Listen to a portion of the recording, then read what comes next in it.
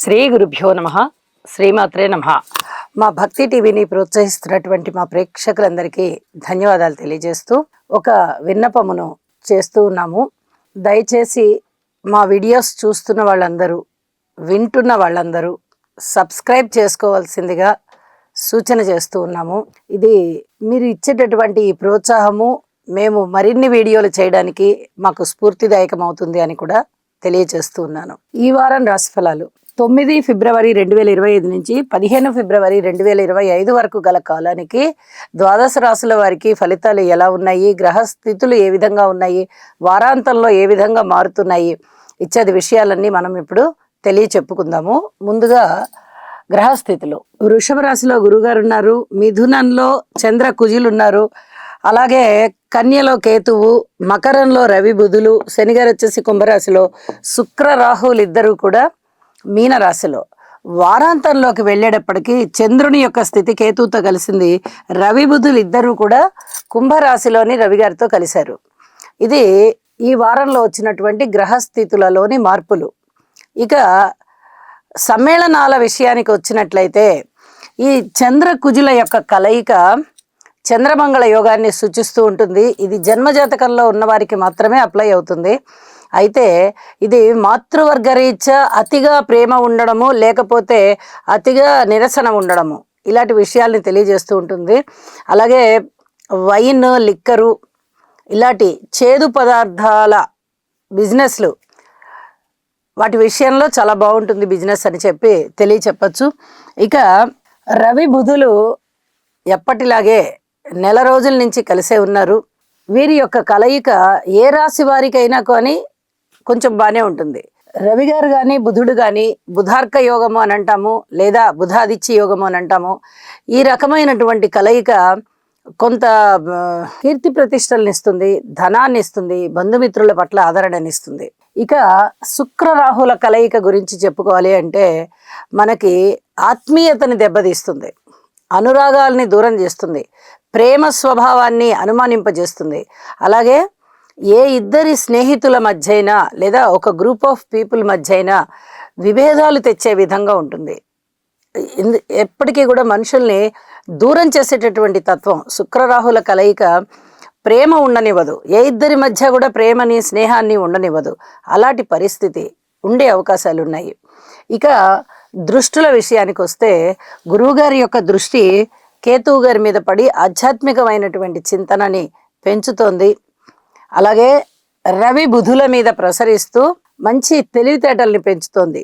అది వరకు ఉన్న తెలివితేటల కన్నా ఇప్పుడు ఇంకా స్పాంటేనియస్గా మాట్లాడడం కానీ, ఇంకా అధికమైనటువంటి తెలివితో ఆలోచించడం కానీ, ఒక లాంగ్వేజెస్కి సంబంధించి మంచి పట్టు తెచ్చుకోవడం కానీ, ఏ రంగంలో అయినా అడ్మినిస్ట్రేషన్ కెపాసిటీ పెరగడం కానీ ఇత్యాదివన్నీ ఉండడానికి అవకాశాలు ఉన్నాయి.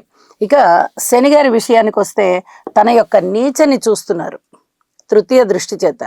ఇది కొంచెం అనారోగ్యం సూచిస్తూ ఉంటుంది మేషరాశి వారికి. అయితే ఇప్పుడు శనిగారి యొక్క స్థితి ఇంకొక నెల 2 నెలల కాలంలో, సుమారుగా ఇంకొక 45 రోజుల కాలంలో రాశి మారిపోతున్నారు కాబట్టి బలహీనమైపోతున్నారు. చివరి డిగ్రీలకు వచ్చేస్తున్నారు కదా, 28 ఆ డిగ్రీలకు వచ్చేస్తున్నారు, 27, 28 ఆ డిగ్రీలకు వచ్చేస్తున్నారు. కాబట్టి వృద్ధగ్రహం అవుతూ ఉన్న కారణం చేత శనిగారి యొక్క దుష్టత్వం బలహీనపడిపోతుంది. తరువాత రాశిలోకి వెళ్ళిపోబోతున్నారు కాబట్టి అక్కడ బలోపేతం అవుతారు, అంటే మీనరాశిలో బలోపేతం అవుతారు. కాబట్టి మనము ఈ శనిగారి గురించిన దృష్టులకి అంత భయపడాల్సిన అవసరం లేదు. ఎందుకంటే సప్తమ దృష్టి గ్రహాలు లేవు, దశమ దృష్టిలో కూడా గ్రహాలు లేవు. ఇది కూడా ఒక కారణం అవుతూ ఉండడం చేత అంతగా చెడు ఫలితాలు ఉండవు. రాశి మీద ప్రసరించేటటువంటి ఫలితాలని మాత్రమే మనం తీసుకోవాలి. ఇది గోచారంలో అంత భయంకరమైనటువంటి పరిస్థితి అయితే కాదు అని చెప్పి చెప్పడం జరుగుతోంది. అయితే వారాంతంలోకి వెళ్ళేటప్పటికీ రవి బుధుల యొక్క స్థితి శని గారితో కలుస్తూ ఉంది. మరి దీని యొక్క ఫలితం ఎలా ఉంటుంది అంటే ఎండలు తీవ్రతరం అవుతాయి. అలాగే చర్మానికి సంబంధించినటువంటి వ్యాధులు ఏవైనా రావడానికి అవకాశం ఉంది, ఎలర్జీస్ లాంటివి. రక్తానికి సంబంధించి, చర్మానికి సంబంధించి కొన్ని ఇబ్బందులు. ఎవరికైనా జన్మజాతకంలో కూడా ఈ స్థితి ఉన్నట్టయితే, ఇక్కడ గోచారంలో కూడా ఈ గ్రహస్థితుల యుతి కలుస్తూ ఉన్న కారణం చేత ఇది కొంచెం మళ్ళీ పొడసూపుతుంది. అలాగే మెడికల్ విద్యార్థులకి చాలా చాలా బాగుంటుంది, మెడికల్ వృత్తిలో ఉన్న వారికి కూడా చాలా బాగుంటుంది అని చెప్పి తెలియచెప్పడం జరుగుతుంది. అంటే ఆ బాగుండడం ఏదైనా రీసెర్చ్ దిశగా, లేకపోతే కొత్త మందుల్ని ప్రజలలోకి పంపించే విధంగా, ఇలాంటి విధంగా అన్నమాట. ఒక మందుని ప్రజలకు అలవాటు చేయడం, ఇలాంటివన్నీ కూడా చాలా బాగుంటాయి. మెడికల్ పరంగా ఒక అభ్యున్నతి కలుగుతూ ఉంటుంది. ఇక రాసుల్లోకి వెళ్దాము. వృషభ రాశి వారికి చాలా అనుకూలవంతమైన కాలం కనిపిస్తూ ఉన్నది. రాశిలోనే ఉన్నటువంటి గురువుగారు ఇచ్చే ఫలితాలు చాలా అద్భుతంగా ఉంటాయి. అలాగే లాభస్థానంలో శుక్ర రాహులు ఉన్నారు. వీరిద్దరు లాభస్థానంలో ఉన్నారు, అంటే లాభాల బాటలోనే ఉన్నారు మీరు. అయితే వివాహాది శుభకార్యాల విషయంలో కొంచెం ఆచితూచి ప్రవర్తించుకుంటూ వెళ్ళండి. వచ్చింది కదా సంబంధం, నచ్చింది కదా సంబంధం అని వెంటనే కుదిర్చేసుకోవడము ఇలాంటివి చేయొద్దు. కొద్దిగా టైం తీసుకోండి. ఇదొక్కటి చెప్పదగినటువంటి సూచన. భార్యాభర్తల మధ్య ఆత్మీయతానురాగాలు కూడా పూర్వం కన్నా కాస్త మెరుగైనటువంటి ఫలితాలు ఉంటాయి. మీ మాట తీరు చాలా బాగుంటుంది. అన్యోన్యత, ఎవరితో మాట్లాడినా కూడా చక్కగా ఆత్మీయత, అన్యోన్యత కనిపిస్తూ ఉంటుంది. అంటే ఒక నిండుదనం ఉంటుందన్నమాట మాటలో. అలాగా మాట్లాడతారు, 10 మంది మెప్పు పొందుతారు. రాజకీయ నాయకులకి చాలా బాగుంది, వ్యాపారస్తులకి చాలా బాగుంది. అలాగే ప్రజోపయోగ కార్యక్రమాలు బాగా చేస్తారు, దైవ కార్యాలు బాగా చేస్తారు, ఎప్పుడు దైవ చింతనలో ఉంటారు. ఏదైనా మంత్ర సాధన చేసుకోవడం కూడా చాలా చాలా మంచిది.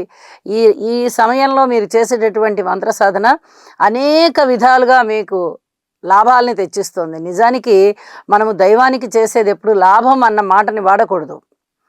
అయితే ఇక్కడ లాభస్థానం చాలా ఒక గొప్ప ఫలితాన్ని ఇస్తోంది కాబట్టి, రాస్యాధిపతే లాభంలో ఉన్నారు కాబట్టి చక్కటి లాభాల బాట, అంటే మీ మనసుకు నచ్చే విధంగా, మీరు మెచ్చుకునే విధంగా, ఈ విధంగా పరిస్థితులు ఉంటాయి. చాలా చాలా సంతృప్తికరమైన జీవితాన్ని మీరు చూస్తారు.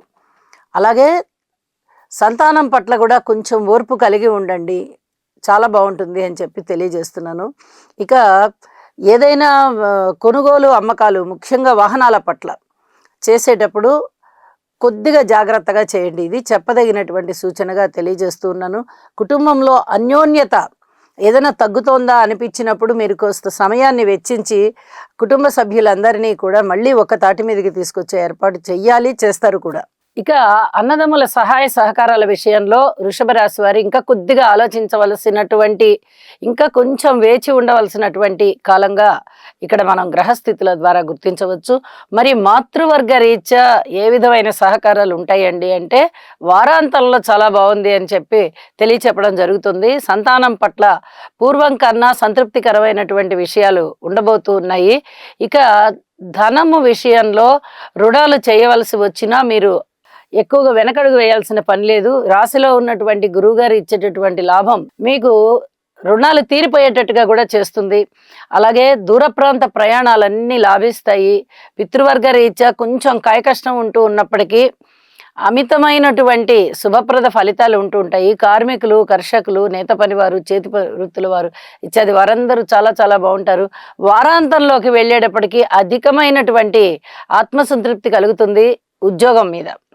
ఉద్యోగం గురించి లేదా వృత్తి వ్యాపార వ్యవహారాలు, ఏదైతే మీకు జీవనం ఉందో, జీవనం ద్వారా మన జీవితంలో మనకి ఎటువంటి జీవనం ఉంది, మనకి ధనం అనేది ఏ రూపకంగా వస్తుంది, ఒక ఉద్యోగ రూపకంగానో ఒక వ్యాపార రూపకంగానో కదా వచ్చేది. అది చాలా చాలా బాగుంటుంది, ఉన్నతి కలుగుతుంది, చక్కటి ఉత్సాహం పెరుగుతుంది, ఊహించని విధంగా లాభాలు కలుగుతాయి. చాలా వరకు మీకు మనస్సంతృప్తి కలిగించేటటువంటి అంశాలే ఈ రోజున ఉండబోతున్నాయి అని చెప్పి తెలియజేస్తూ, వారాంతంలో ఇంకా ఏమన్నా ఫలితాలు ఉన్నాయా అంటే, చంద్రుడు పంచమ స్థానంలోకి వచ్చారు. ఏదైనా మంత్ర సాధన ఉండడం వల్ల మీకు మరింతగా మానసిక ప్రశాంతత పెరుగుతుంది అని చెప్పగలను. ఇంకా పరిహారాలు చేసుకునే విషయంలో శని గారికి ఒక్కసారి పూజలు చేసుకోవడం కానీ లేదా స్తోత్ర పారాయణాలు చదువుకోవడం కానీ చేయండి. ఈ రవి బుధుల యొక్క కలయిక దశమ స్థానంలోనే శని గారితో కలుస్తూ ఉన్నది. ఈ కారణం చేత మెడికల్ విద్యార్థులకి చాలా బాగుంటుంది అని చెప్పి మరొకసారి తెలియజేస్తూ శుభం.